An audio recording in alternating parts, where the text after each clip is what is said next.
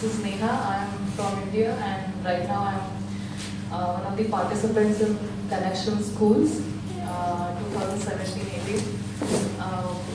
So this is my first time in Ukraine. So very much excited, and I think I will just introduce me in the presentation further. I will be talking about India, how the country evolved in its identity and what all events took place after the independence of the country. So I will just give my introduction, who am I. Professionally, I am an architect, graduated from Bombay. Right now working as an assistant professor in my own college in Bombay. And I'm here to explore the city. I will just show you my journey. So this is Bombay. I did my first graduation, bachelor's degree from Bombay. That is Sir J.J. College of Architecture. Then I did my post-graduation from Ahmedabad, one of the major cities in India, supposed to be pioneer in modern movement in India in architecture. I have been to Delhi and one of the communities in southern part of the country, that is Auroville. So I guess these two have influenced me a lot, and definitely Ahmedabad, the CEPT University, where I have been already did my post-graduation. Later, in 2015, I got an opportunity to be with Bauhaus University, where I went for an exchange with Delhi University. So this was my whole journey. These all countries I visited, and Germany was the main destination. So I explored all these countries in Europe and had a very different exposure and experience than being in India. So this is Bauhaus. Everyone knows about it. This is my university in Ahmedabad, CEPT University, which has also been initiated by one of the very famous architect, Doshi, who actually worked with Le Corbusier. This is my own college, Sir J.J. College of Architecture, which was the first institution in Asia to start architecture, one of the institutions. And this is the Auroville community I was talking, which is in the southern part of India. So what is my experience and what I got through, what I saw through my European experience or the way I travel is like, I see very diverse culture which consists of Europe, and all the cities have very different and very rich culture, historical base, very strong historical base. Extreme climate conditions. Right now I'm experiencing that it is either cold or too much cold. There is no hot. In India there are like many different kind of climate throughout the country. So it is very different for me to experience that. Less colors, I don't see any colors, right? I mean, maybe since a few years I can see colors, but pink and not, I cannot see the original hue, original color. I cannot see red, blue, green or yellow. I can see different colors of grey. I mean, I can see red mixed with grey, red mixed with white is pink, then you know, the mix of grey, the mix of the percentage of black and white is already there. So I see shades of grey. And most importantly, I see the sense of life, how we take it as celebration of life through public events, through public squares. I have seen a lot of public squares where after, I guess, 7 o'clock or 6 o'clock in the evening, it just, people meet each other and they just be with each other, they eat, they spend time with each other. So this definition of life is very different for me, because I belong to a city like Bombay where I guess out of 24 hours, 16 hours 3 hours I spend in traveling in my whole day. 8 to 9 hours I spend in my working, and I think there is no time where I can see myself. I mean, in daily life I cannot see 2-3 hours to socialize with my friends or my family. Also, the structure is very different where it is very family oriented structure in India. We live with our family. I stay with my parents, so it is not very easy to go out and be with your friends every day. So I find that very interesting and nice about European cities. What it has given to me, I mean, I have changed a lot in terms of how I see the world, retrospective vision, to see within myself first and then see the world, an exposure towards numerous colors of life, as I have already explained, an ability to see beyond, and to be more open and optimistic.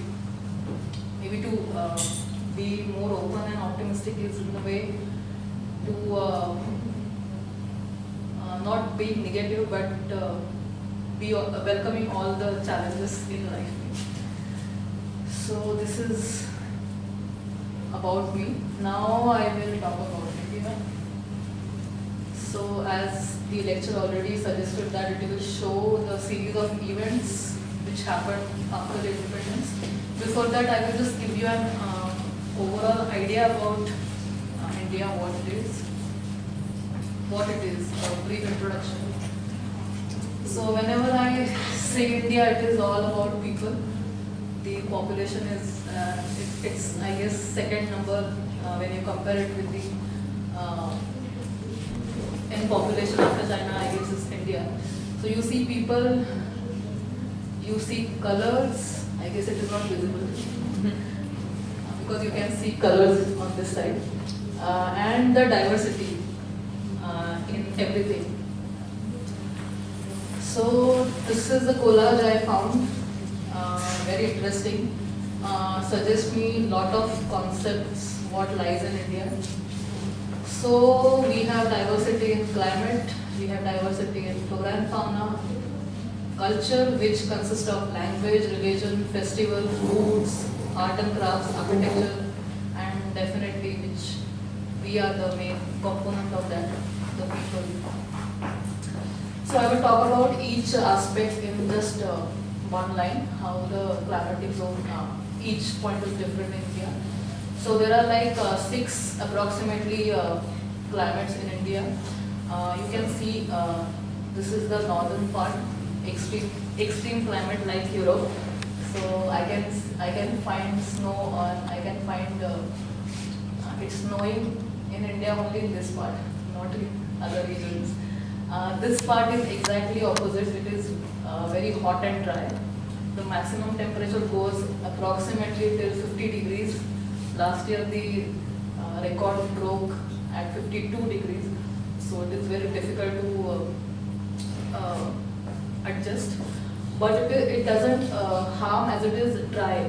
The humidity is not that much as it is in the southern part of it. So southern part, including Bombay, this is the most wet region where this percentage of water is too high. Then we have a moderate region. Then we have tropical region. This much. So there are different type of climate. Why I found this interesting and want to mention is that due to climatic zones, due to climatic conditions, there are different types of vernacular architecture has evolved throughout the country. So each region, if you go, there is different language of architecture, different type of materials you will find, and what actually people practice for a sustainable life, you can say. That was about climate. This is about culture. So we have different religion. This is Hindu temple and the worshipping going on. This is Muslim festivals. This is Sikh, Punjabi, what we call it. This is Jainism and basically Buddhism. Then we have festivals. I guess there is not a single month when we don't have festival. We start from June, and in June we have like 2 festivals, and I guess in the month of August, September, the festivals are like 3 or 4 in 1 month. So I guess we just celebrate, we keep on celebrating. So series of festivals. And different tradition with respect to different festivals also. Also different festival in different region of India being celebrated in different way. So there are different cuisines, different people, different way of celebrating the same festival. So there is lot of diversity and lot of people and lot of complex situation maybe. Then there are languages. There are officially 29 languages, but if I go on a local level, there are 83 languages. The newspaper actually get printed every day in 83 different local languages. So in one state, if you go in different corners, there are like in every corner that tint of the shade of that language changes. So that is about this. This is the oldest language in which we had inscriptions in Vedas, very old scriptures what we have. So that is called Pali. The national language of India, Hindi, has been evolved from Pali. Basically Sanskrit evolved from Pali, and from Sanskrit, Marathi and Hindi has evolved further. So next to culture is art and craft. What we do. This is a typical Madhubani painting. Madhubani embroidery, which we do by hand. Everything is, I guess, by hand. This is a typical embroidery which we find in Gujarat. Madhuban is one of the region in Uttar Pradesh. This we find now in several regions because these are basically bamboo cane baskets. I guess it's very typical. So now the region has expanded, as we can find bamboo trees in more regions. This is a typical Varli painting. Tribal communities used to practice these paintings, and now it has become very famous, and now people actually have different paintings in their home to decorate as a part of interior design. So it has become very fancy nowadays. This is a typical pottery. Then this is also another kind of painting, which is also called miniature paintings. Miniature paintings are generally from Jaipur, Rajasthan, where these are basically 2-dimensional paintings, but depicting a 3-dimensional image into it. But you cannot actually find a 3rd dimension. It isn't. It's very difficult to. It's not a perspective drawing basically. So everything is on one plane. These are again different type of pottery. Architecture, you know Taj Mahal. This is one of the very interesting temple in Ahmedabad, one of Sun Temple at Modhera. It is called Sun Temple because it has been designed with respect to how the first ray of sun will fall on the shrine inside the temple. And there are different sun temples in very different regions of India. You will find every temple is called Sun Temple. Then this is the Delhi fort, and this is the gateway of India. Both are the type of gates we have.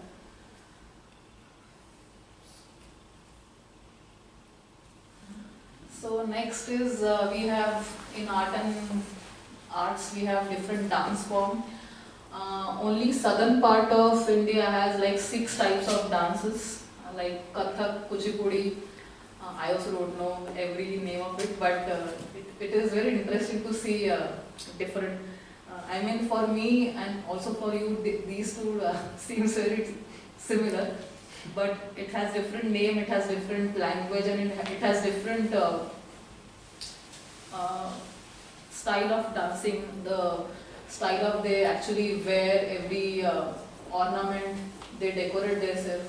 This is a typical Gujarati dress and dance, what they have. This is again one of the South Indian where they actually decorate this on their faces. It's like actually done with hand. It's really beautiful.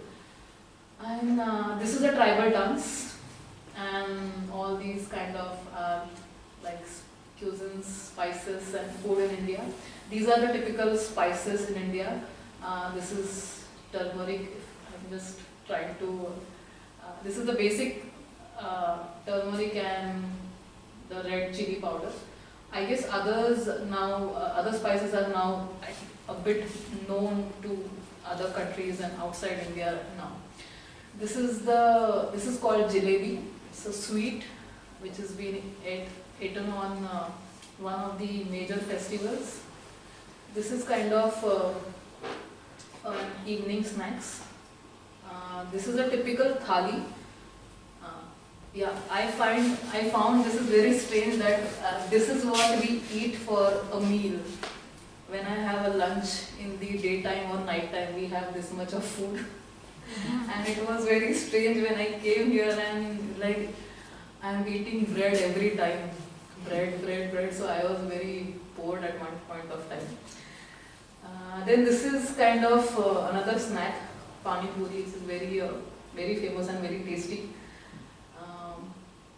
So you put, there is this puri and you put water into that, spicy water into that. You add one more different kind of, what I can say, one more element to it, and then you have it. It is very spicy, but it is very tasty. Maybe next time I will just get a few of it. It's very easy. And it has potato. So potato, I found very interesting to find potato very famous in Europe. So also the way you prepare curries is very similar to ours, but it's not as much as spicy as ours. But I guess the rice, the potato, the different vegetable, the way you eat, I think I also eat in the same way. So we found the same similar points, climate and whichever physical conditions we actually surrounded by, it binds human life, our life physically. I mean, it connects us naturally.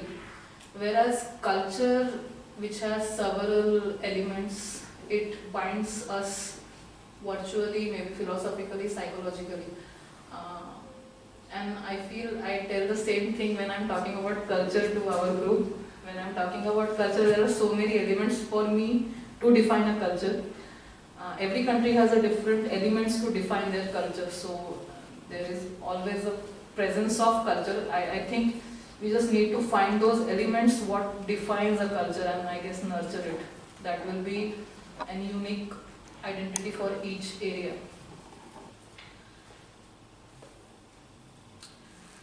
So now we move to next part, that I will go back to India, what it was. So we have a very big history, like 5,000 years back. So I won't go into detail, but I will just mention different timelines. So there was ancient India where Harappan and Mohenjo-daro civilization was one of the part of it. Later when Pakistan, we had partition, the Mohenjo-daro Harappan society was, now it is in Pakistan.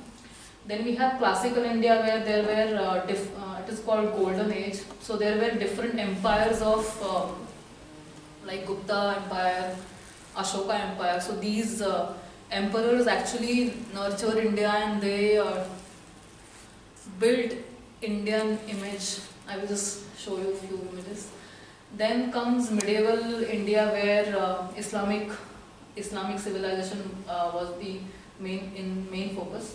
So here you can actually see, if I see the type of architecture we have is mostly what we have: Hindu architecture, temple architecture. Later in this area we have mostly Islamic architecture, and then after this we have modern architecture, modernist approach. So this is having ancient period, just a few images, I'll just go through it. This is the Mohenjo-daro civilization, the ruins. These are the scriptures. This is very interesting. This is called Ashok Stamba, and this is a four-sided lion, which is the main symbol of our country. So even on our currency we have this, symbolizes four different directions in India. This is classical period. As I said, that you will see a lot of Hindu temple architecture around. Again the same. This is the same Modera temple, Sun temple I talked about in between. Also we also had Nalanda as the first university in the world. So this is the ruins of that. This is the Delhi Qutub Minar, which is again comes under Islamic architecture. This is modern period. I don't want to see a typical image in architecture, but there were different eras in modern periods also, and influential people like Gandhi, everyone knows, Vivekananda, Rabindranath Tagore has very influential thoughts and building towards a community called Shantiniketan. And this is the image of Chandigarh, which is a image of modern India for others. I will go to the statistics. Typical that we have capital, mainly capital is Delhi, but the economic capital is of Mumbai. The largest city is of course Mumbai because of the population. We have six major religion: Hinduism, Islam, Christianity, Sikhism, Buddhism and Jainism. We got independence in 1947, got republic as a nation in 1950. We have population as 1.3 billion, that is too much, and the most, I guess, density is the highest. So we have different states in India, that is 29 states as of now, and with 7 union territory. The government followed Westminster model, definitely because it was under British Raj before the independence, so it follows the Westminster model from London. That is the interesting part is this. What actually I was looking for this map, and I found this map. So, and it says the same thing what I have written, what Google thinks. So it is with respect to these searches, what people make. The different states have been defined in different ways. If you see richest states, this is where Bombay is. Dry state is the Gujarat, where the alcohol is completely banned. You cannot find alcohol. It is dry state. It is where Gandhi was there. So I guess he initiated the idea of not having alcohol. Desert, where Rajasthan is there. We have unsafe, you can see that is Delhi. That's the overall image of Delhi, that's very unsafe in terms of lot of things. This is, I don't know why it is neglected, but it is important to India. That is Kashmir. But people are still unsure about what's happening here. Created is a new state of Telangana, which just got separated from Karnataka. Then we have this Chennai. The funniest part about Chennai is that they don't speak Hindi. Hindi is our national language. But if you go to Chennai, you go to Madras, they don't speak in English. If you ask them anything in English, they won't respond to you. they will only talk in their mother language, their local language. So when I see here, they don't. People find it difficult to talk in English. I feel it's completely fine, because in Europe also they don't understand English, and they are not regretting about it that they don't understand English. I guess language is just a medium of communication. I think it's your take how you expertise that one language. It can be any language. But you should just know English, because it will widen your knowledge, and it will give you more exposure. So this is pretty funny about. But if you go as a tourist over there, they will respond you. But they don't respond you as a Indian. So this was something interesting. This I will.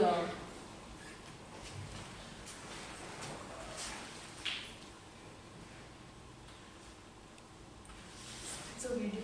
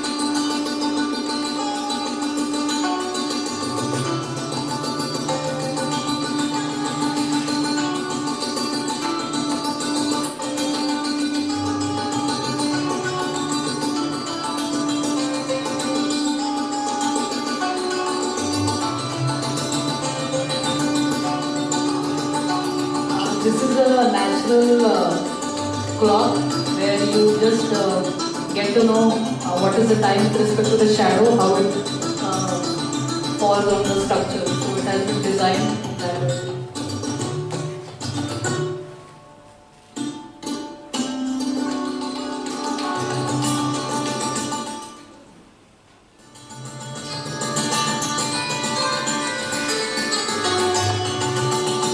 This is the river of Ganges where they go to take a very holy bath.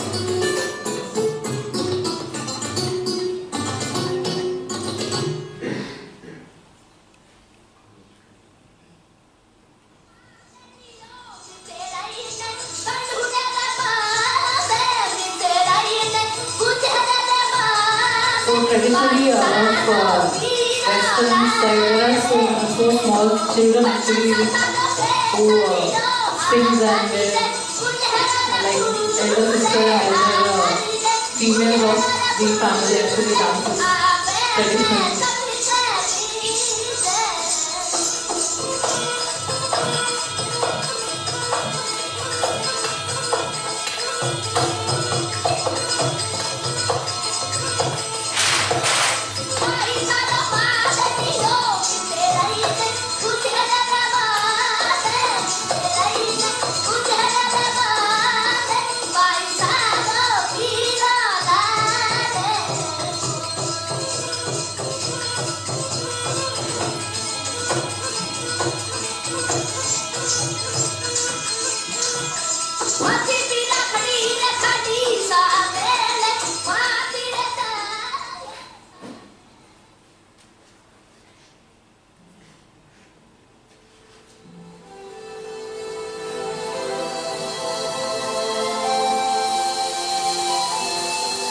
This is the Kolkata, Bengal region.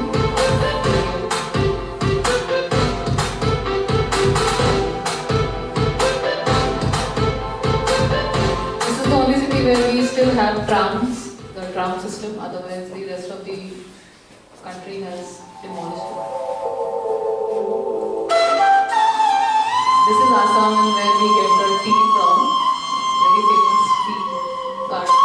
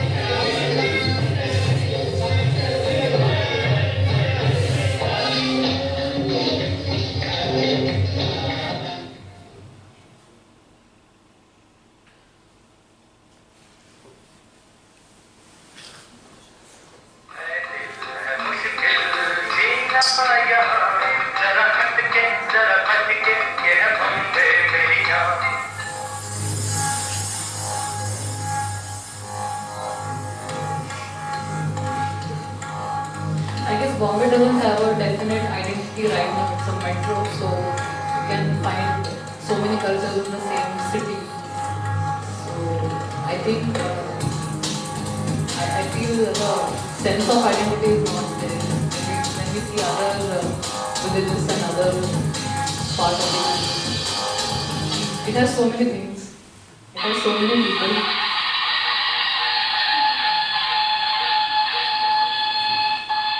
This is one of the largest festivals in Maharashtra, where we worship this idol called Ganesh, which is a reincarnation of elephant. It has the face of elephant. So this is the biggest festival where we have idols of 30 feet or 40 feet. So We worship them for 10 days and then we say goodbye.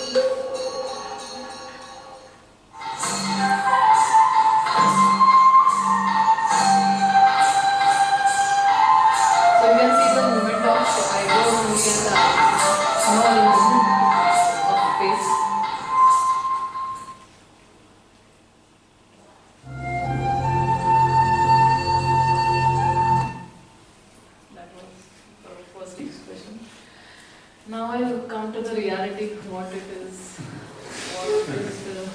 India and what is the whole impression of India. Still 70% of whole population of India belongs to villages, and so we can see different characteristic of village, what is a village life. It's a basis of social organization where you can see village as a vital part of the country on which cities are actually dependent on for different ecologically, for food, for other facilities. Importance as neighborhood, as a neighborhood, villages bind with each other very easily than cities because of the sizes in the community. So they are small in numbers. Maximum inhabitants in a village, you can find it 5,000, not more than that. So that is the percentage of population you can find in a village, what we define as a village. Community sentiment, we are very, I guess these are typical characteristic of a village. Caste system. Today one of my friends asked me what is the caste system in India. It's very complicated. Before caste system, I just want to tell you that it is, we believe that there are 33 million gods exist in India. So with respect to that, we have so many castes. But why caste system actually originated in India to have this hierarchy? When I say hierarchy, it is which caste will do what kind of work, what type of service he will give. So there are these labor who will just do one kind of work. Then there is higher post of people. Then there are higher. Then there are, so the hierarchy increases, and here is the most important caste. Like I can call it Brahman caste, who are like supposed to be very literate and who can order and who can be very supposed to be super. How can I say that? But this caste system still exists in the caste, different caste identities still exist in India. But this system has now gone, I cannot say completely, but if you go to very small villages which are not known yet, I guess they are very introvert and they follow the same caste system. But otherwise we have accepted the fact of being human. So we are, at least I feel the importance of not being in any caste doesn't matter to me. So another thing is culture, and we nurture a culture in a village, and then villages are a good can preserve ancient culture, and they can nurture the culture what we are talking about today. And homogeneity is one thing where there is one typical character of any village. So it is very unique to that one village. It differs from one village to another village. Panchayat is a local government, you can say, but on a very local scale, where only elders of the villages are part of the law, and who take the decision for what is right and what is wrong for the community. Agricultural economy, as agriculture is the main profession in the villages, they are dependent on that. And joint family system, as I said that in cities we can find nuclear system of families, where in villages there are like joint family system. Like I stay with my uncle, so my uncle has 3 brothers, 2 sisters, so that 3 brothers they are married, they have 3 kids too. So if you can see the same whole family system, there are like in villages, in my house there are like 57, 58 people live in the same house. So the whole scale of that one house is like, so that is called a joint family. You can find this very strongly in Gujarat. Gujarati communities are very family oriented. So they celebrate with their family, they do everything with their family. It is sometimes very irritating, but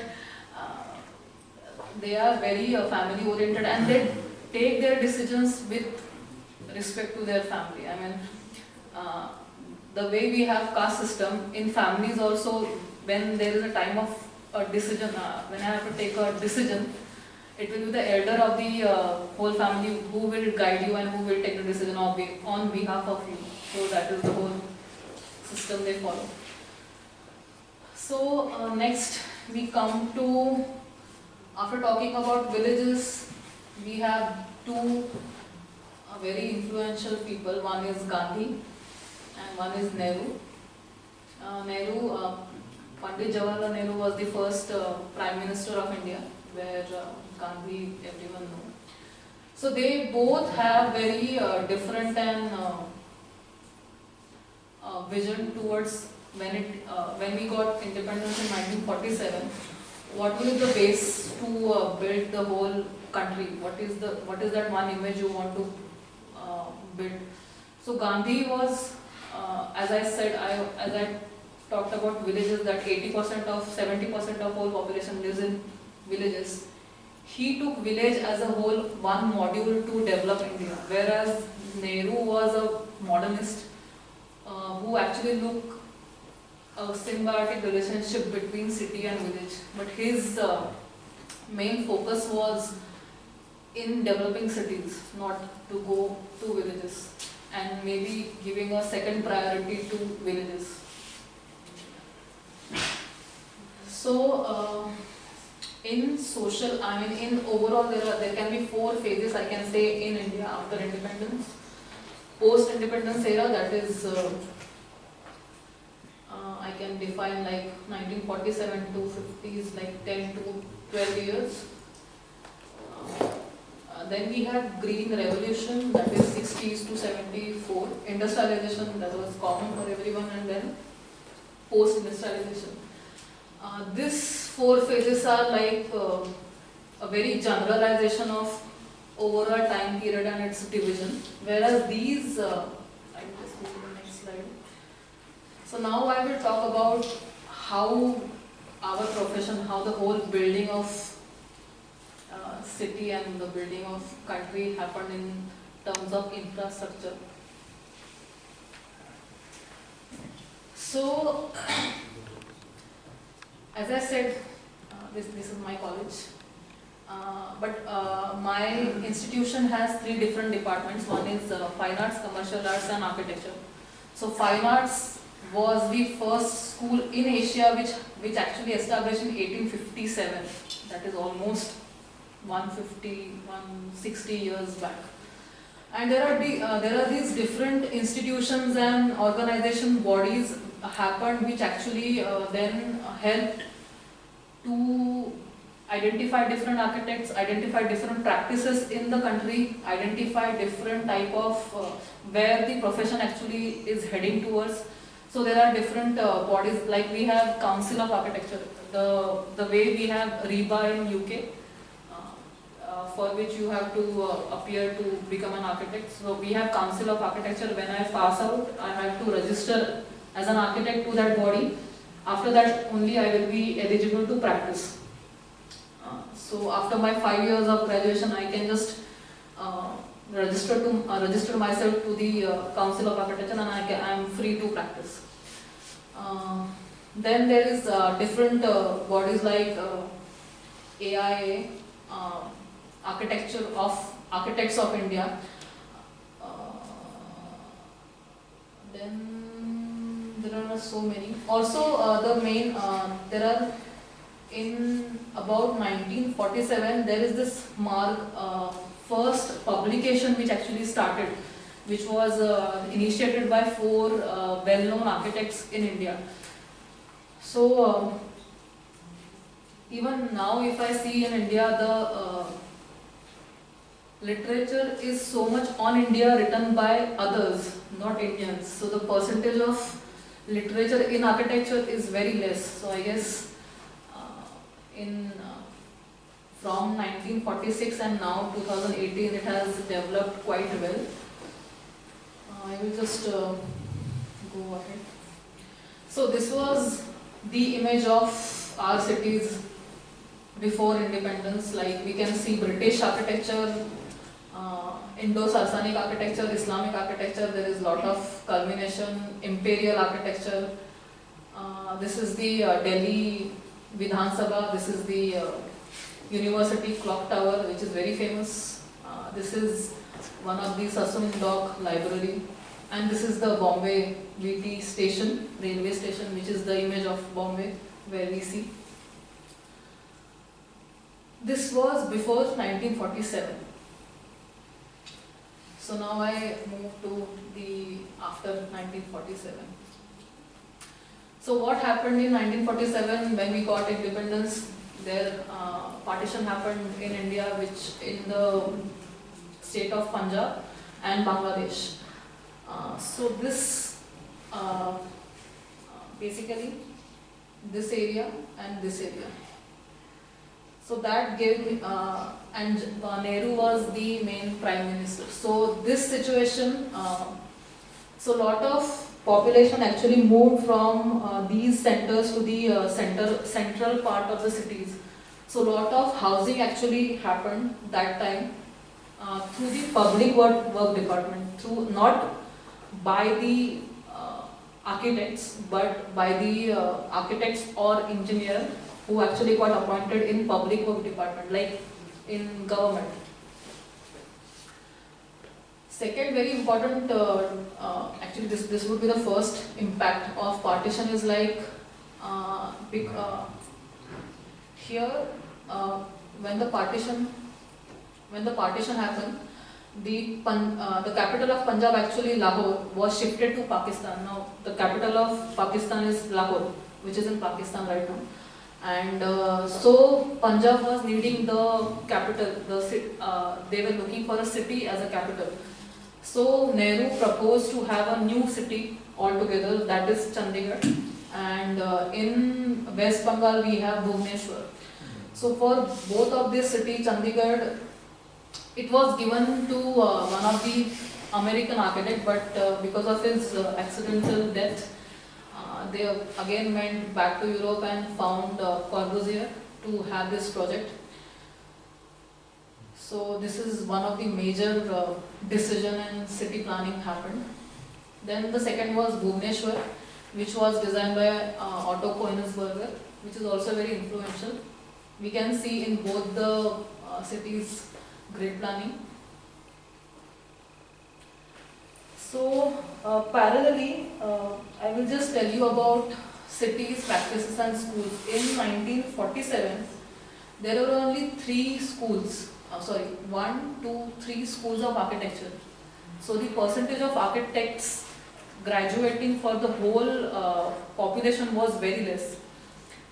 And this is the scenario in last decade. Like there are more than 283 schools in whole country, and the practices now, initially the practices were majorly concentrated in Bombay, Ahmedabad, Delhi, Calcutta and Madras. Calcutta is now called Kolkata and Madras is Chennai. But here you can definitely see the same thing, which now the cities, these were the major cities, now the major cities have also been developed.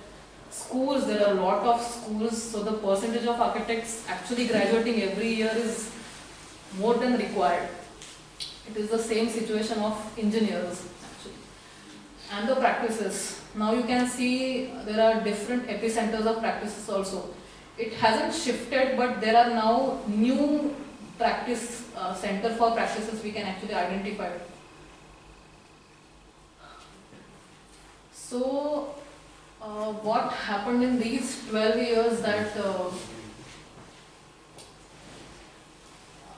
people were looking for an identity. The main question in front of British government was that how much of Indianization of these style of architecture is needed now.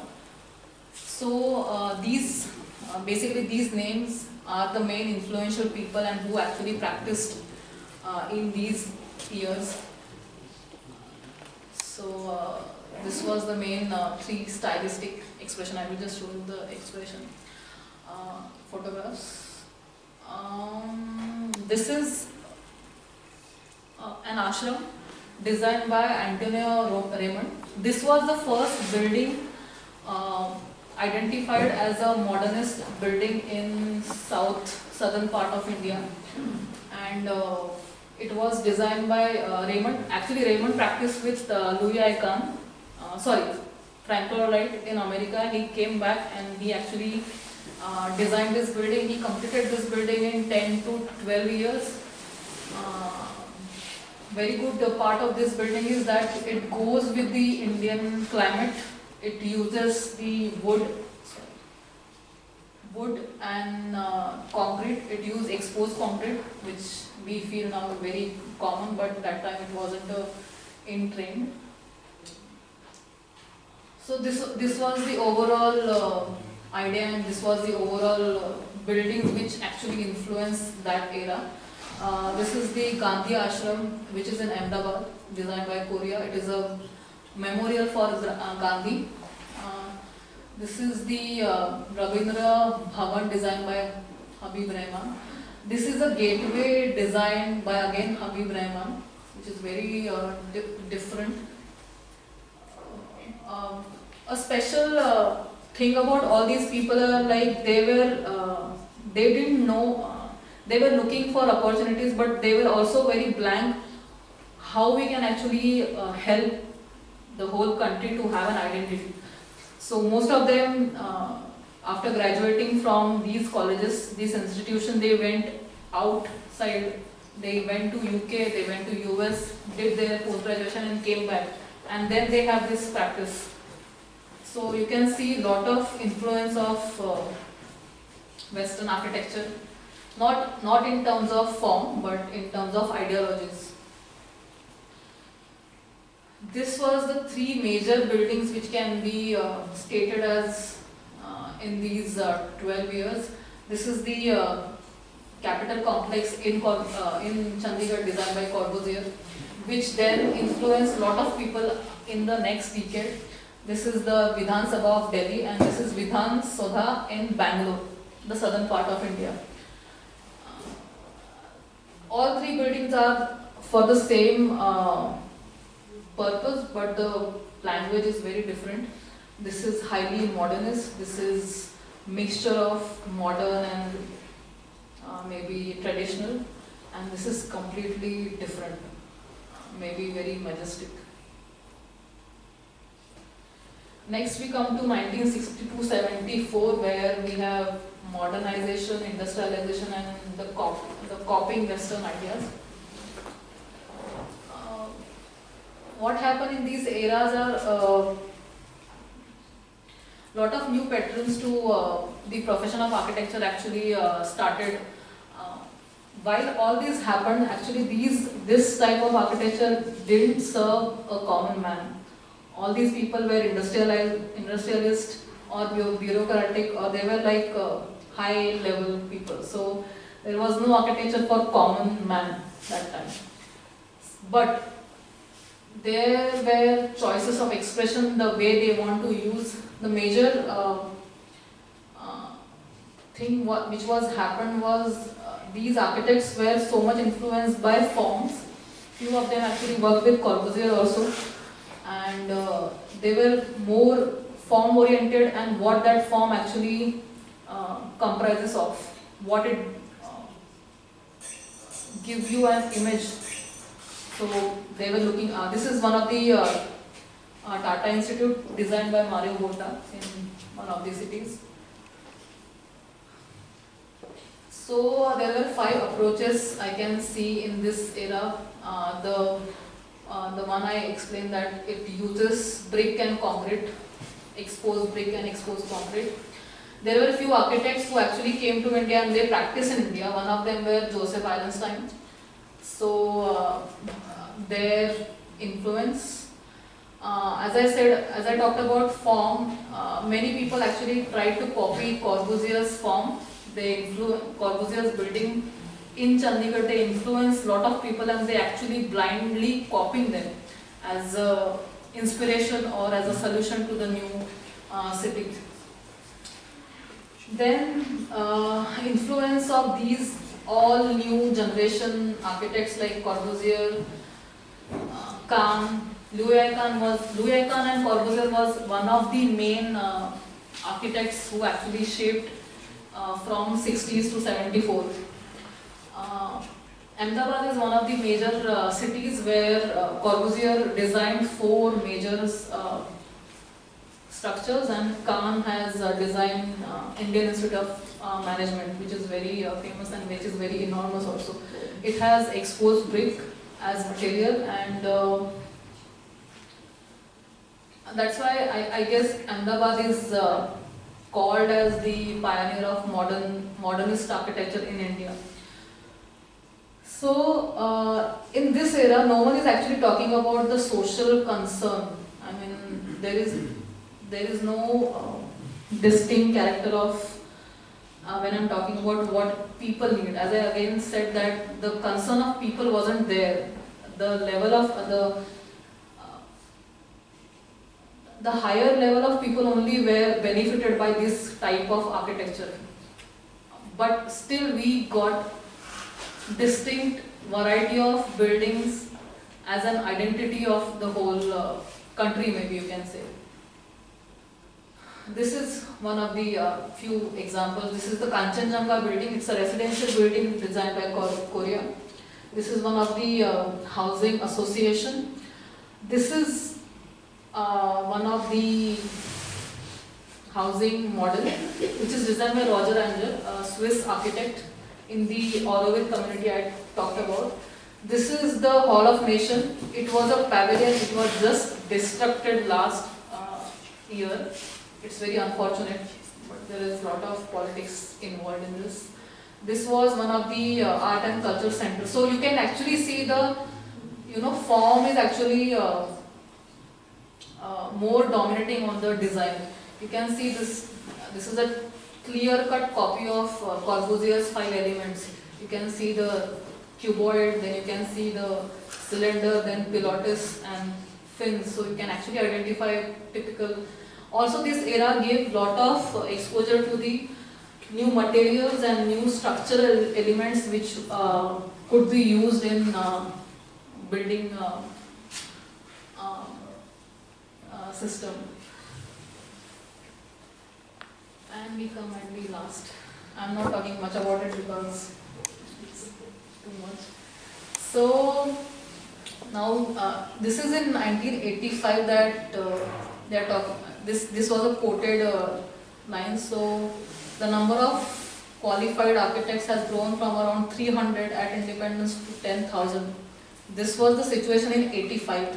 I think this is now, this must have gone in the 1 lakh or something, I don't know.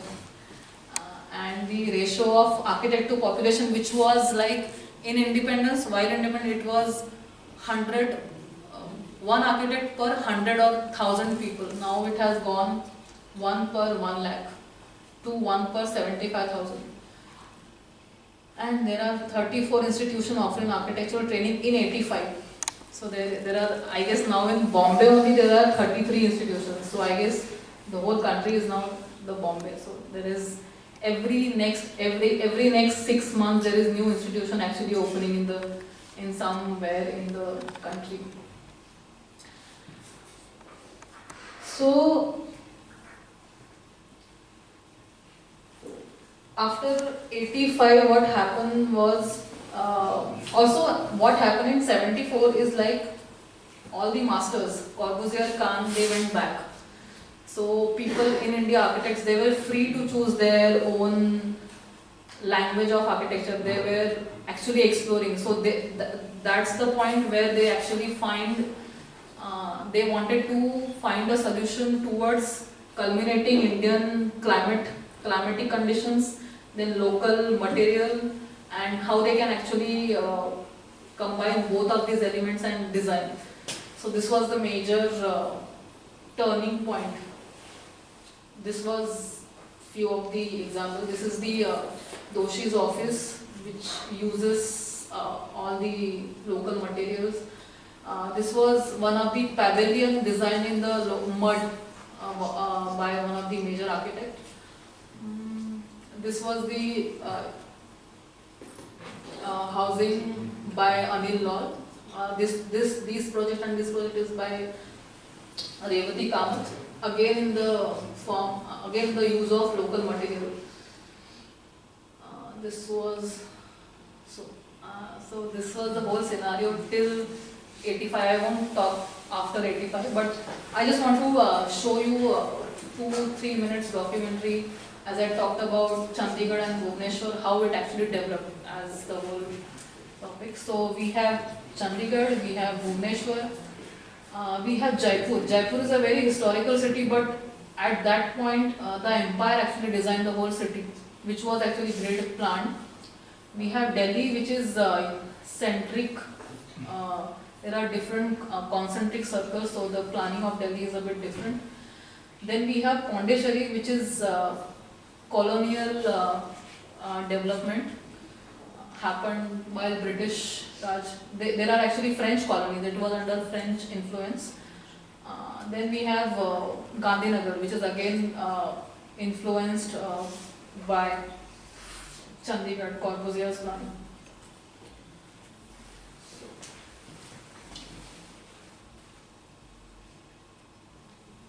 The planning of Jaipur. Jaipur, also known as the Pink City, is the capital of the state of Rajasthan. Jaipur was built by Sawai Jai Singh in the 18th century.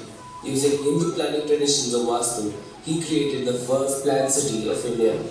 Now let's look at how Jaipur was conceived. What is Rajasthan today was previously a collection of divided provinces. One such province was Dhundar. Dhundar was the empire of Rajput kings, and at that time their capital was the city of Amber, or as it is now called, Amer. Now Amber was a hill town and soon it started to get congested. Thus, Sawai Jai Singh, the then ruler of Dhundar, established the city of Jaipur. Defense was also an important consideration while conceiving the new city. A site at the south of Amer ensured greater distance from Delhi and also prevented the expansion of the city in that direction. Hence, the site at the base of the Aravalis was chosen. Now, Sawai Jai Singh researched a lot before planning the town of Jaipur. He also appointed Vidyadhar Bhattacharya, a Bengali architect, to overlook the planning of the city of Jaipur.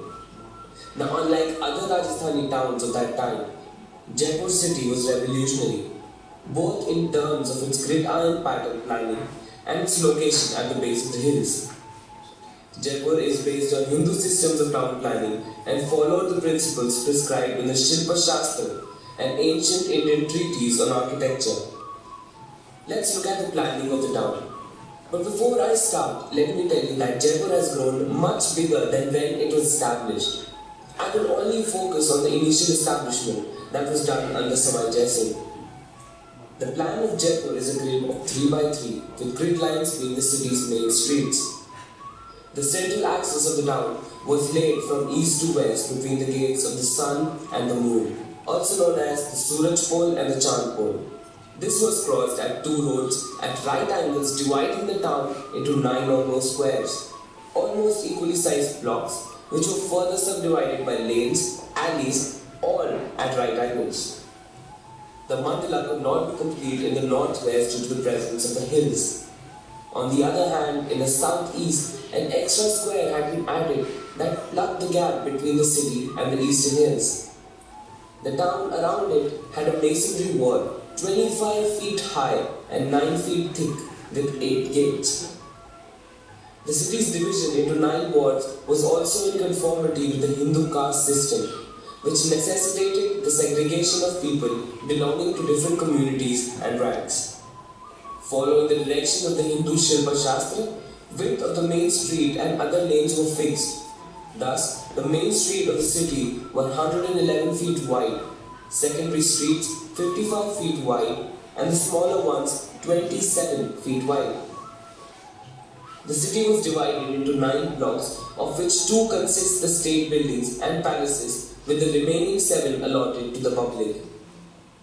The planning of Jaipur is rooted in the centric Indian philosophy, with the temple of Govindev defining the center that led to the genesis of the city plan. The Govindev temple continues to be the most active temple even today. The 2 middle squares were originally public water tanks that were closed in the 19th century, when piped water supply came into the city. These 2 locations, called the Badi Chopper and the Choti Chopper, serve as public squares with fountains today. The most important part of Samai Jai Singh's planning included the promotion of commercial activities of the city. As a result, merchants were invited in 1729 through dispatch letters and given special incentives and prime locations to settle in the city. They were given free land and given remissions and concessions on taxes. Located on the important trade route, Jaipur thus became an important and vibrant center for trade and commerce that fueled its growth further, housing large number of artisans, craftsmen and merchants from distinct parts of India. These craftsmen settled in mohallas or groups of mohallas occupied by families pursuing similar trade or craft. Even the lanes were named after the occupations of inhabitants as Maniharo ka Rasta, Thatinao ka Rasta and many others. So how did the name Pink City come into being? Well, according to popular belief, the city was painted pink to celebrate the visit of Prince of Wales in 1876 during the reign of Maharaja Samai Ram Singh II, lending the city the name of Pink City. Let's look at some other details in the planning of Jaipur. Monumental structures such as the Jantar Mantar, the Hawa Mahal, old Vidhan Sabha building and parts of the city palace complex are important public buildings in the city centre today. Jantar Mantar, which is an astronomical observatory, houses the largest sundial in the world. The old city of Jaipur was wonderfully planned in the 18th century and it still functions as an integral part of Jaipur. Without much changes, vehicular traffic also moves within the city. But unfortunately, growing urbanization has taken away the character of the streets that was initially planned. What do you think of this? Should historical sites be preserved to just be a museum of the past? Or should they be allowed to serve the function they were meant for, but destroy their art and integrity in the process? Comment below and let's discuss.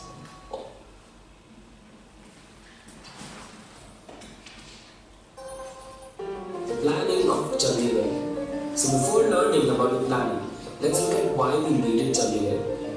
In 1947, after the partition of India, the state of Punjab got divided into 2.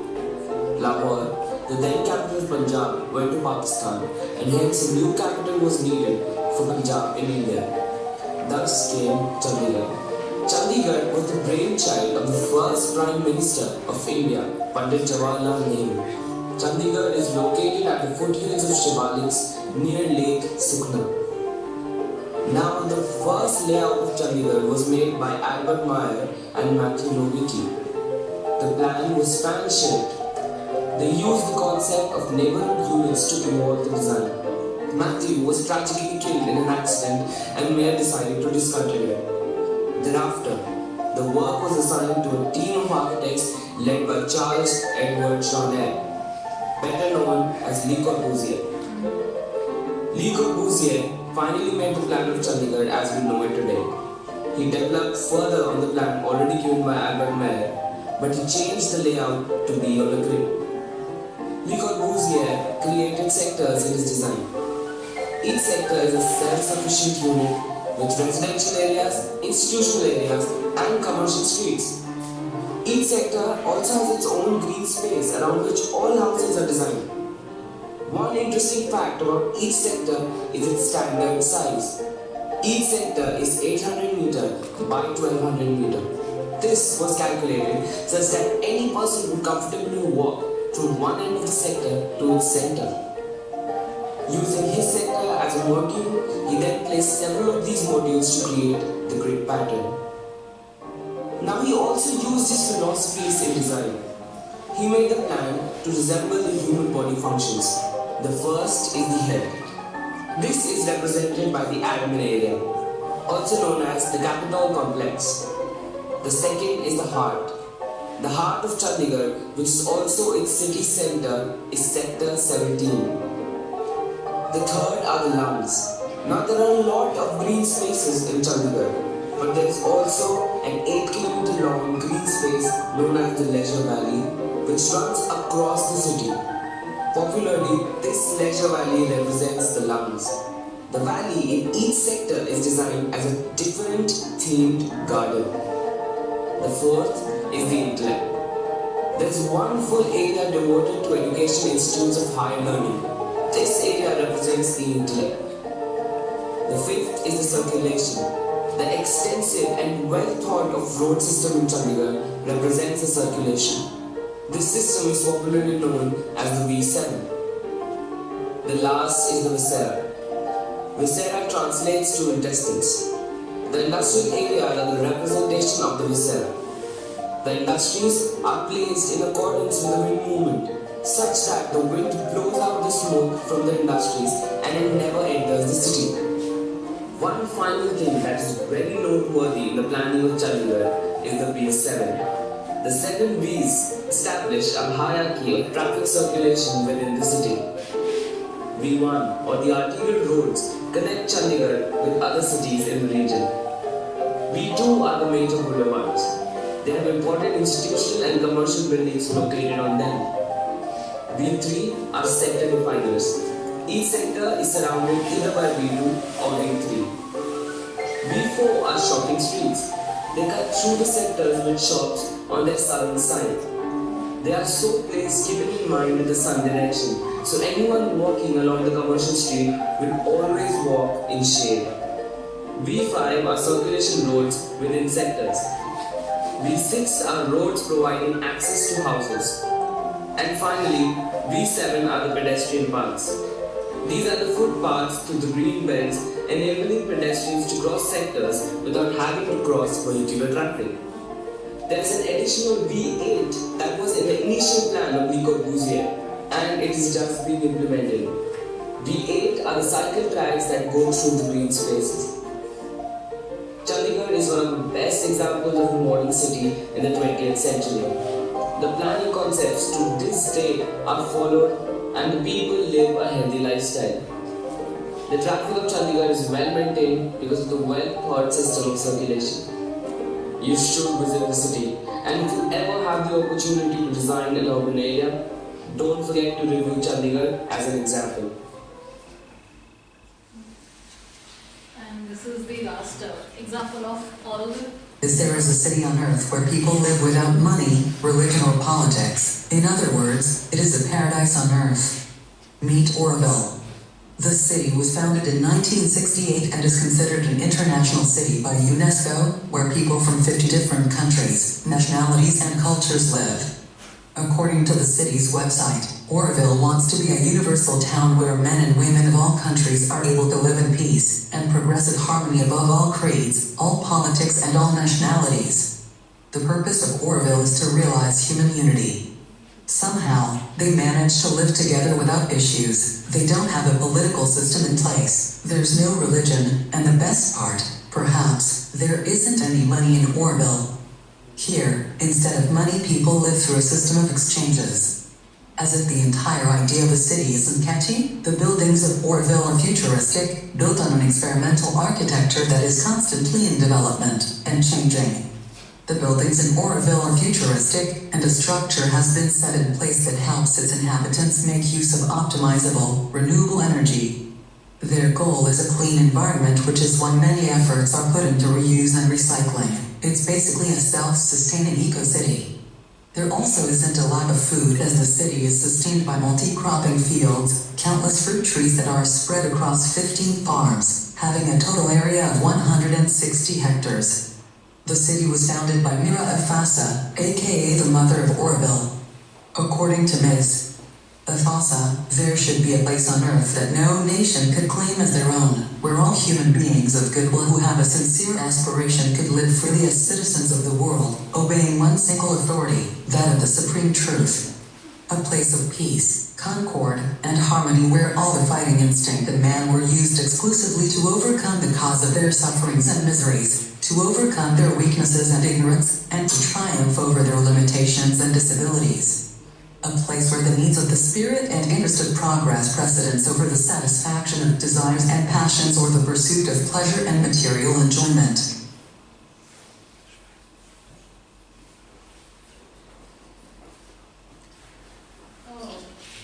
Last part.